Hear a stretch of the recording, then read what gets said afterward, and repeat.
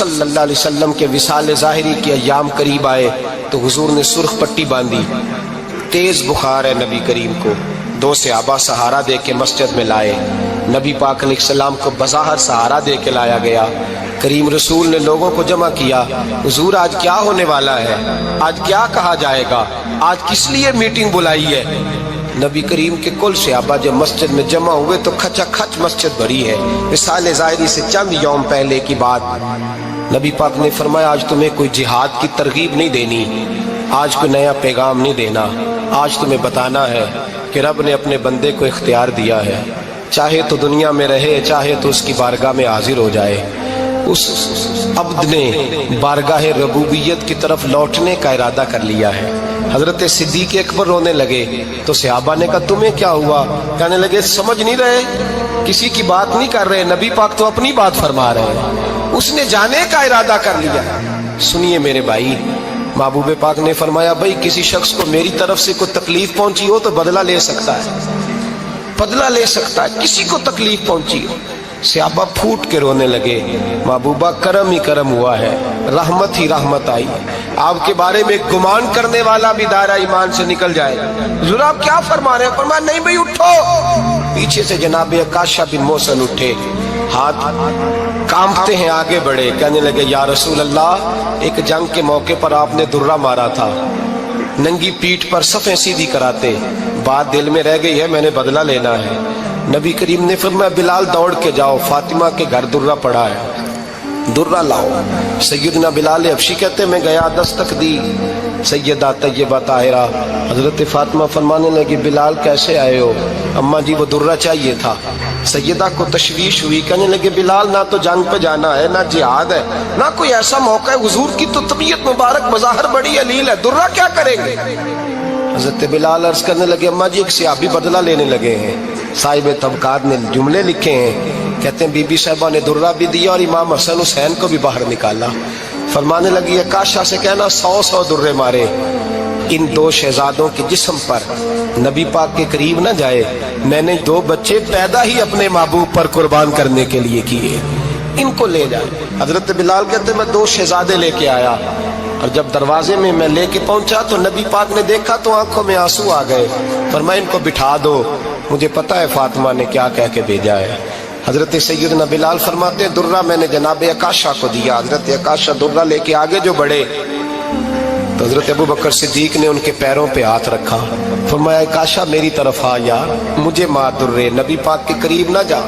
مصطفیٰ کریم نے فرمایا ابوبکر تو ہٹ جا، اسے آنے دے۔ فرماتے ہیں میں چند قدم آگے گیا تو مولا علی شیر خدا نے میرے پیر پہ ہاتھ رکھا، کہنے لگے عکاشہ سوچ تو صحیح تو کیا کر رہا ہے؟ حضور نے فرمایا علی ہٹ جاؤ، میرا اور ان کا معاملہ ہے۔ جناب عکاشہ آگے بڑھ رہے، نبی کریم نے فرمایا میں اپنی امت کو درس دینا چاہتا ہوں، خبردار خبردار زندگی میں تمہارے ہاتھ سے زبان سے کسی کو تکلیف نہ پہنچنے پائے، خبردار یاد رکھنا وہ معاشرے بگڑ جاتے ہیں، وہ معاشرے تباہ کر دیے جاتے ہیں جہاں ظلم ہوتا ہے، جہاں زیادتی ہوتی ہے، جہاں لوگوں کو ستایا جاتا ہے۔ محبوب کریم کے قریب آئے حضرت عکاشہ کہ حضور میری پیٹھ ننگی تھی، آپ بھی ذرا کپڑا ہٹائیے۔ نبی کریم نے پیٹھ سے کپڑا ہٹایا، جناب عکاشہ نے درہ جو اٹھایا تو صحابہ کی چیخیں نکلی، حضرت عکاشہ نے درہ دور پھینکا، حضور کے بطن اطہر سے لپٹ گئے، چومنے لگے، کہنے لگے حضور وہ تو صفیں سیدھی کراتے لگ گیا تھا، آپ نے کہاں مارا تھا؟ یا رسول اللہ میں تو بہانہ بنا رہا تھا کہ جاتی دفعہ مجھے وجود چومنے کا موقع نصیب ہو جائے، مجھے یہ موقع نصیب ہو جائے۔ میرے حبیب نے فرمایا جس نے جنتی دیکھنا ہو میرے عکاشہ کی زیارت کر لے۔ بھائی ظلم کا دروازہ کھلا ہوا ہے اور لوگ بھول جاتے ہیں زیادتی کرتے ہوئے، وہ بہو سے ہی کیوں نہ کریں، وہ اپنے گھر کے بھول جاتے ہیں کہ شاید پوچھنے والا کوئی نہیں، شاید میزان نہیں لگے گا۔ ایران کے بادشاہ نے اپنے بیٹے کو پڑھانے کے لیے ایک استاد صاحب کا بندوبست کیا، استاد صاحب کو کہا کہ میرے بچے کو دین پڑھائیے، میں چاہتا ہوں کل اس نے عنان حکومت کو سنبھالنا ہے تو یہ دین سے آگاہ ہو جائے، اس کو کچھ سکھائیے پڑھائیے۔ بہت نیک بزرگ بڑے درویش عالم پڑھانے لگے، اسباق مکمل ہو گئے، دین کے اسباق قرآن مجید پڑھایا، احادیث طیبہ کا درس دیا، اصول فقہ سے روشناس کرایا۔ جب بچے نے مکمل تعلیم حاصل کر لی اور آمین ہو گئی، دستار ہو گئی، فارغ ہو گئے، تو پھر ایک دن استاد صاحب نے کہا بیٹے کل تم نے ضرور آنا ہے، کچھ بات کرنی ہے۔ شہزادہ گیا ملنے استاد صاحب سے، استاد صاحب نے کنڈی لگا لی، ہاتھ میں درہ پکڑ لیا، مار مار کے پورے وجود کو زخمی کر دیا، کوئی غلطی نہیں، کوئی بات نہیں، مارا۔ اب بچہ آیا آ کے بادشاہ سلامت سے کہا کہ ابا جی سمجھ نہیں آئی، بڑا مارا ہے استاد۔ تو سیانے تھے نا بادشاہ، یہاں تو قاری صاحب روز کٹہرے میں کھڑے ہوتے ہیں، مولوی صاحب آپ نے میرے بچے کو کیوں مارا ہے؟ آپ 8,000 کے مولوی ہیں، میرا کئی کروڑ کا بچہ ہے، سویرے بدل لیں گے، خبردار آپ نے بچے کو ہاتھ لگایا، اپنی حیثیت میں رہے معاذ اللہ۔ جو قومیں استادوں کو کٹہروں میں کھڑا کرتی ہیں وہ ترقی نہیں کر پاتی، جو استادوں کو کٹہروں میں روز کھڑا کرتے ہیں۔ کہا ابا جی بڑا مارا ہے، تو والد بڑے سمجھدار تھے، کہنے لگے بیٹا استاد باپ ہوتا ہے، وہ زیادتی نہیں کرتا، کوئی بات ہوگی میں تیرے استاد کو کٹہرے میں نہیں بلاؤں گا۔ اماں سے بات کی، اماں کہنے لگی بیٹا میں تیرے باپ سے کیسے بات کروں، ڈر رہا تھا۔ وقت گزر گیا، 22 سال بیت گئے، 22 سال گزر گئے، بادشاہ کا انتقال ہوا، شہزادہ تخت پہ بیٹھا، پہلا حکم یہ دیا کہ میرے استاد کو بلاؤ، پہلا حکم۔ استاد جی بوڑھے ہو گئے تھے، چھڑی کے اوپر ٹیک لگا کے آئے اور بھویں سفید ہو کے جھک گئی تھیں، یوں آنکھ کھول کے بڑی مشکل سے دیکھا، کہنے لگے شہزادے حکم ہو۔ کب میں شہزادہ نہیں، اب میں بادشاہ بن گیا ہوں۔ استاد جی 22 سال بیت گئے، آپ نے مارا تھا، پر وہ درد چونکہ زیادتی کی تھی، میرا قصور کوئی نہیں تھا، تو نہ میری روح سے درد گیا ہے نہ میرے جسم سے گیا ہے، میں بے اختیار تھا، پوچھ نہیں سکتا تھا، آج با اختیار ہوا ہوں۔ سب سے پہلے پہلا حکم آپ کو دیا، بلایا ہے، بتائے کیوں مارا تھا، کیوں مجھے مارا تھا، میری زیادتی بتائے۔ تو استاد، بوڑھے استاد کی آنکھیں آنسوؤں سے بھر گئی، کہنے لگے بیٹے بس آج کے دن کے لیے مارا تھا، یہ جو دن آ گیا نا میری زندگی میں اس لیے مارا تھا، یہ میں چاہتا تھا میری زندگی میں وقت ہے، آج کے بس میری مراد پوری ہو گئی۔ کہا صاحب کس لیے، مجھے بھی سمجھائے۔ آپ فرمانے لگے کتنی دیر ہو گئی تجھے مار کھائے ہوئے، کتنا زمانہ بیت گیا؟ کہنے لگا 22 سال۔ فرمایا زخم بھولے تو نہیں، درد ختم تو نہیں ہوئی، تمہیں بات 1 منٹ کے لیے بھی تمہارے حافظے سے محو تو نہیں ہوئی؟ کہا استاد جی روز رات کو یاد آتی، روز خیال آتا تھا۔ استاد کہنے لگے بھائی تو بے اختیار تھا، پوچھ نہیں سکا، 22 سال تجھے یاد رہا، مجھے پتا تھا تو ایک دن حکمران بنے گا، میں نے تجھے اس لیے مارا تھا کہ بیٹے یاد رکھنا، کسی پہ ظلم نہ کرنا، اگر تجھے 22 سال تک یاد رہا ہے تو جس پر تو ظلم کرے گا اسے بھی قیامت تک یاد رہے گا، اور یہ یاد رکھنا تو آج با اختیار ہوا تو تو نے مجھے بلا لیا ہے، قیامت کے دن غریب با اختیار ہو جائیں گے، مظلوم با اختیار ہو جائیں گے، وہ با اختیار ہوں گے للہ الواحد القہار، رب کریم کی بارگاہ کے اندر ان کا اختیار ہوگا، اکیلے اللہ کی حکمرانی ہوگی، پھر وہ بلائیں گے بڑے بڑے کج کلا، دنیا میں جن کی پگڑیاں اونچی تھی وہ سر جھکائے کھڑے ہوں گے، دنیا میں جو ڈکٹیٹر بنتے تھے ان کی پشتیں لال ہوں گی، ان کو غدار لکھا جائے گا، قیامت تک نہیں بھولے گا۔ ظلم کرنا تو سوچ سمجھ کے کرنا، اتنا کرنا جتنا تم سہ سکتے ہو، اتنی زیادتی کرنا جتنی قیامت میں تم برداشت کر سکتے ہو۔ میرے نبی کریم صلی اللہ علیہ وسلم نے فرمایا ظلم سے بچو، یہ قیامت کے اندھیروں میں سے ایک اندھیرا ہوگا۔ زندگی میں زیادتی نہ کریں، اگر تھوڑی دیر کے لیے کوئی چیز برداشت کر جائیں گے تو وہ فائدہ دے جائے گی، کچھ دیر کے لیے اگر سہ جائیں گے تو نفع مل جائے گا، سہنے کی کوشش کریں لیکن زیادتی نہ کریں، نظر کو، سوچ کو، ذہن کو پاک رکھیں، اور میرے بھائی زندگی پوری ظلم سے بچیں، زیادتی سے بچیں۔ امیر المومنین حضرت جناب سیدنا عمر فاروق رضی اللہ تعالیٰ عنہ رات گھر میں تھے تو رونے لگے، بڑی دیر تک روتے رہے۔ والدہ اٹھی تو صاحبزادے سے کہنے لگی پتہ کرو تمہارے باپ کو کیا مسئلہ ہے۔ شہزادے آئے، کہنے لگے امیر المومنین والد گرامی کیا ہوا؟ تو حضرت عمر فاروق کہنے لگے بیٹا اپنی اماں کو بلاؤ۔ والدہ آ گئی، کیا بات ہے؟ کچھ طبیعت خراب ہے تو حکیم کا بندوبست کیا جائے۔ تو حضرت عمر کہنے لگے کچھ بھی نہیں، آج مسجد سے نکلا ہوں تو نبی پاک کے صحابہ میری تعریفیں کر رہے تھے، یہ حضرت فاروق اعظم کے وصال کے قریب کے دن ہے۔ تعریف ایک تو حضرت یہ رونے کی بات ہے کہ خوش ہونے کی؟ آپ فرمانے لگے نہیں، سوچتا ہوں باہر تو میں اچھا رہا ہوں، پتہ نہیں گھر میں ہی کوئی زیادتی نہ ہو گئی ہو، پتہ نہیں تمہارے ساتھ بھی میرے معاملات ٹھیک تھے کہ نہیں۔ صحابہ تو تعریف کرتے ہیں، رو رہا ہوں تمہاری وجہ سے نہ الجھ جاؤں، بیوی ہی نہ کہے میرا حق ہی ادا نہیں کیا۔ یہ لفظ کہتے کہتے پہاڑ ہے یہ شخص، کیسر و کسرا کانپتے ہیں۔ حضرت عمر رو پڑے، بی بی سے کہنے لگے مجھے اللہ کی رضا کے لیے معاف نہیں کر دیتی؟ میرے اوپر بوجھ تھا امت کا، میں ساری رات مدینے کی گلیوں میں پھرتا تھا، دن سارا مسجد میں گزرتا تھا، میں تجھے وقت نہیں دے پایا، معاف نہیں کر دیتی؟ تو زوجہ کہنے لگی نہیں عمر، میں نے بھی زندگی میں اپنا کوئی سکھ چین نہیں دیکھا، کوئی چاؤ پورا نہیں کیا، میں کیسے معاف کر دوں؟ میں نہیں معاف کرتی۔ حضرت عمر زمین پہ بیٹھ گئے، رونے لگے، کہنے لگے چل معاف کر دے۔ کہنے لگی ایک وعدہ کرو، قیامت کے دن رب کریم کی بارگاہ میں میری سفارش کرو گے؟ اللہ کی بارگاہ میں عرض کرو گے کہ اللہ اچھی تھی، مجھے کپڑے دھو کے دیتی تھی، روٹی پکا کے دیتی تھی، میری عزت کی محافظ تھی؟ جناب عمر کہنے لگے تیرے ساتھ وعدہ ہے، رب اپنے فضل سے عمر کو جنت دے گا تو عمر تجھے جنت میں ساتھ لے کر کے جائے گا، تیرے ساتھ وعدہ ہے۔ بھائی جن کے دلوں میں احساس تھا کہ ہم سے کوئی زیادتی نہ ہو جائے کسی جگہ، وہ تو یہاں تک معاملہ کرتے تھے، یہاں تک ان کا خیال رہتا تھا۔ عزیزو، ایک تو نظر میں حیا پیدا کریں، والدین کی بہت بڑی ذمہ داری ہے۔ لاکھوں بچے مرضی کی شادیاں کر رہے ہیں، ہزاروں گھر اجڑ رہے ہیں، یہ وہ والا زہر ہے جو ہر گھر میں تیزی سے پھیلتا چلا جا رہا ہے۔ پہلے ہم کہتے تھے کہ بچہ باہر نہ نکلے، اب کہتے ہیں اللہ کہیں موبائل لے کے تنہا نہ بیٹھ جائے، کہیں تنہا نہ بیٹھ جائے، کیا بنے گا اس کا اگر یہ گندگی اور یہ ایسا نشہ ہے جو اجاڑ کے رکھ دے۔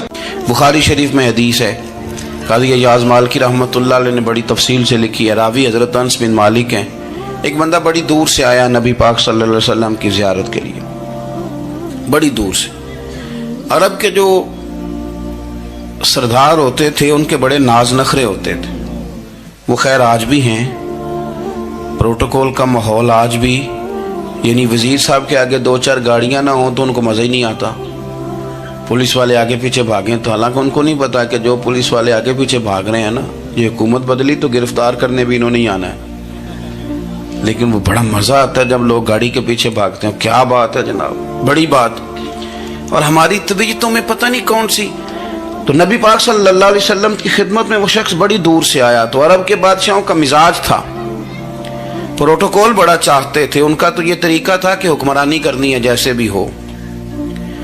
اگر کسی غلام نے دھوپ میں بندھا رہ گیا، اونٹ اور چھاؤں میں نہیں باندھا تو درے مارتے تھے، اور اگر اس نے کھول کے باندھ دیا تو پھر بھی مارتے تھے، کہتے تھے اتنا سیانا ہو گیا تو انہیں پوچھا ہی نہیں، خود بخود ہی باندھ دیا۔ وہ شخص حضور کی بارگاہ میں آیا اور بہت سارے لوگوں کے پاس کیونکہ وہ جاتا تھا اپنے سربراہ کا پیغام لے کے، تو وہ کانپ رہا ہے جب حضور کی بارگاہ میں گیا، ڈر رہا ہے۔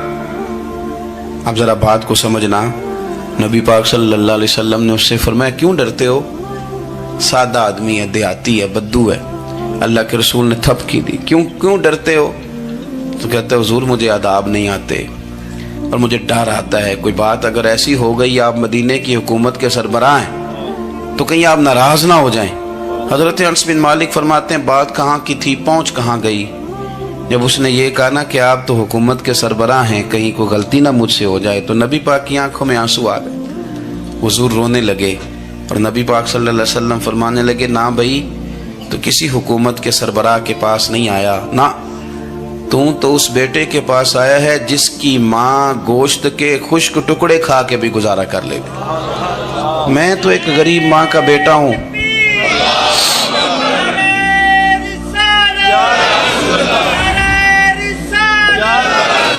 بھائی اگر آپ کا یہ ذوق بن جائے، دیکھو نا آج تو لوگ بھول جاتے ہیں نا، کپڑے بدل لیتے ہیں تو وہ سمجھتے ہیں کہ شاید سارا کچھ ہی بدل گیا، یعنی گاؤں سے آ کر پڑھنے والے بھول ہی گئے ہیں کہ کس کی ماں نے کتنا زیور بیچا تھا۔ لوگ بھول جاتے ہیں چیزوں کو، اپنے ماضی کو یاد رکھیں، آپ لوگوں کے ساتھ پیار کریں، آپ لوگوں کو موقع دیں، آپ تھوڑی سی اور کوشش کریں اس شخص تک جانے کی جو آپ کو مایوس نظر آ رہا ہے، پریشان نظر آ رہا ہے۔ یہ ہمیں میلاد والے محبوب صلی اللہ علیہ وسلم نے درس دی۔ ایک اور پہلو، حضور سید عالم صلی اللہ علیہ وسلم نے، ہمارے ہاں نا ابھی بھی برادری کی تقسیم ہے، ابھی بھی، اور کچھ میں نے ایسے کمزور لوگ بھی دیکھے، یہ اس طرح کی حرکتیں ہارے ہوئے لوگ کرتے ہیں، ہارے ہوئے لوگ جو اپنے آپ کو سمجھتے ہیں کہ میں کوئی بڑا آدمی ہوں۔ بڑا آدمی تو اپنے اخلاق سے ہوتا ہے، اپنے کردار سے ہوتا ہے، اپنی سخاوت سے ہوتا ہے، لوگوں سے پیار کرنے سے ہوتا ہے۔ باقی یہ کہ بیٹھ کے کہانی سنانا کہ میں بڑا کچھ کرتا ہوں، تو جو کچھ کرتا ہوتا ہے اسے سنانے کی کوئی ضرورت ہے؟ ایک اور بہت سارے لوگ آپ تعزیت کرنے جائیں نا والد کے انتقال کے بعد، تو ان بیچاروں کو بتانا پڑتا ہے کہ ابا جی میرے بغیر دوائی نہیں کھاتے تھے۔ تو میں کہتا ہوں اگر تیرے بغیر نہیں کھاتے تھے پھر بتانے کی ضرورت نہیں، پھر تو سارے گاؤں کو پتا ہوگا کہ تیرے بغیر نہیں کھاتے تھے۔ اور اگر کوئی دال میں کالا ہے تو پھر تیری وضاحت کوئی بندہ قبول نہیں کرے گا۔ تو آپ کو بتانا کیوں پڑ رہا ہے، اور آپ بار بار اس بات کا ذکر کیوں کر رہے ہیں کہ ہم بہت بڑے قبیلے کے ہیں؟ صاحب اگر آپ بڑے قبیلے کے ہیں تو پتہ ہوگا سارے علاقے کو آپ کتنا لوگوں کا خیال کرتے ہیں، آپ کس قدر محبت کرتے ہیں، آپ کا انداز کریمانہ کس طرح کا، پھر آپ کو بتانے کی کوئی ضرورت نہیں ہوتی، پھر خود بخود خبر ہوتی ہے۔ حضرت سیدنا ابو ذر غفاری رضی اللہ تعالیٰ عنہ، قبیلہ بنو غفار ایک بڑی شاخ تھی قبیلوں میں سے، جو لوگ اس زمانے میں مالدار قبیلوں سے تعلق رکھتے تھے، ان میں سے ایک بڑا نام تھا۔ ساری زندگی چودراہٹ کی، لیکن میلاد ایک انقلاب کا نام ہے۔ میں میلاد منانے والے دوستوں سے گزارش کرتا ہوں کہ آپ ہر سال میلاد منائیں، اور ہر سال میلاد کے بعد آپ تھوڑے بدل بھی جائیں، یعنی تھوڑے سے بدل جائیں۔ کچھ لوگ کہیں یار یہ داڑھی میں نے نا 12 ربیع الاول والے دن رکھی تھی، یہ میری میلاد والی داڑھی ہے، اور داڑھی رکھیں بھی نبی پاک کی مرضی کی۔ کس کی مرضی کی؟ نہ ناراض ہو جائے جی میں ٹور چلا، بس کس مرضی کی جی؟ اپنی مرضی کے نہیں۔ داڑھی کا وزن کو نہیں ہوتا کہ پوری مٹھی رکھیں گے تو آپ کو کوئی دقت ہوگی، کوئی وزن نہیں، پوری رکھیں، جو حضور کا طریقہ مبارکہ ہے جو ہمیں ملتا ہے اس پر آپ توجہ فرمائیں۔ تو میں جو بات عرض کرنے جا رہا ہوں وہ میلاد انقلاب ہے۔ حضور سید عالم صلی اللہ علیہ وسلم کی بارگاہ میں آنے سے پہلے لوگ کچھ اور ہوتے تھے، اور یہاں سے ہو کے جاتے تھے تو پھر ان میں تبدیلی آتی تھی۔ میں سارا دن کرامتیں سناؤں نا کسی کو اپنے پیر صاحب کی، اور اپنے گھر میں بھی کہ میرے حضرت بڑے، میرے استاد بڑے، لیکن بیوی کے ساتھ اگر میں ترش لہجے میں بات کروں گا تو وہ کہے گی اے سکھاندے نے تینوں پیر صاحب، دوست کہیں گے یہ سکھاتے ہیں آپ۔ تو آپ کی کہانیاں نہیں چلتی، آپ کا کردار چلتا ہے۔ حضرت ابو ذر غفاری رضی اللہ تعالیٰ عنہ فرماتے ہیں چونکہ میں چودھری تھا، سیدنا بلال حبشی رضی اللہ تعالیٰ عنہ کے پاس میں بیٹھا تھا، کسی بات میں بات آگے بڑھی اور بڑھتے بڑھتے بات شکرنجی تک چلی گئی، رائے کے اختلاف نے باتوں میں تلخی پیدا کر دی، اور جب تھوڑے لفظ اور تیز ہوئے تو میں نے انہیں کہہ دیا چپ کر، تو ابشن کا بیٹا ہے۔ کس کے بیٹے تھے حضرت بلال؟ کہتے ہیں جب انہوں نے مجھے کہا تو میرا دل بڑا ٹوٹا، لیکن میں نے ارادہ کیا کہ میں نے حضور کی بارگاہ میں نہیں عرض کرنی، اب ہر بات کی ہم حضور کی بارگاہ میں شکایت کریں۔ لیکن میں جا کے مسجد میں بیٹھا، اور جب سرکار آئے نا، ارادہ نہیں تھا کہ عرض کروں گا، لیکن حضور کا چہرہ دیکھا تو دکھ میرا خود ہی تازہ ہو گیا۔ رونے کا بھی تو تب ہی مزہ آتا ہے نا کوئی اپنا ملے تو۔ فرماتے ہیں کہ میرے آنسو نا بغیر اختیار کے چھلک پڑے، اور میں کھل کے روئے، کھل کے۔ قربان جاؤں محبوب کے بھی حضور نے پاس نہیں بلایا، بلکہ نبی پاک اٹھ کے خود میرے پاس آئے اور مجھے کندھوں سے پکڑ کے سینے سے لگایا، اور جب میں کھل کے رو لیا تو حضور میرے آنسو پوچھنے لگے۔ کچھ شعر ایسے ہوتے ہیں جو کسی نے کہے ہوتے ہیں، اور کہنے والا جو ہوتا ہے وہ صاحب حال ہوتا ہے، تو اس میں کچھ خوبصورتی زیادہ ہی ہو جاتی ہے۔ ایک پنجابی کے شاعر ہمارے گجرات میں گزرے، بزرگ تھے، ان کا ایک شعر ہے، وہ کہتے ہیں ایک واری میری آنکھیاں چوں اونا نے اتھرو پونجے سن، ایک واری میری آنکھیاں چوں اونا نے اتھرو پونجے سن، ہن تے چسکا پہ گیا رونے دا۔ ایک واری میری آنکھیاں چوں اونا نے اتھرو پونجے سن، ہن تے چسکا پہ گیا رونے دا، تے ہر ویلے آہو زاری دا۔ تو میں روز رونے لگا ہوں، مزہ ہی بڑا آیا ہے جب سے محبوب نے چپ کرانا شروع کیا۔ میرے عزیز، اور پھر حضرت بلال حبشی رضی اللہ تعالیٰ عنہ چونکہ حضور کے غلام تھے، اور انہیں پتہ تھا کہ سرکار میری ناز برداری کرتے ہیں، حضور نے چپ کرایا۔ فرمایا کیوں روتے ہو؟ تو عرض کرنے لگے یا رسول اللہ صلی اللہ علیہ وسلم، اگر میں ابشن کا بیٹا ہوں تو میری تو غلطی کوئی نہیں نا، یہ تو تقسیم اللہ کی ہے نا، الذی خلقک فسواک فعدلک فی ای صورت ما شاء رکبک، جس طرح وہ چاہتا ہے، جس کو چاہتا ہے اس طرح کی اس کی صورت بنا دیتا ہے۔ تو مجھے ابشن کا بیٹا کہا جاتا ہے، میری غلطی کیا ہے؟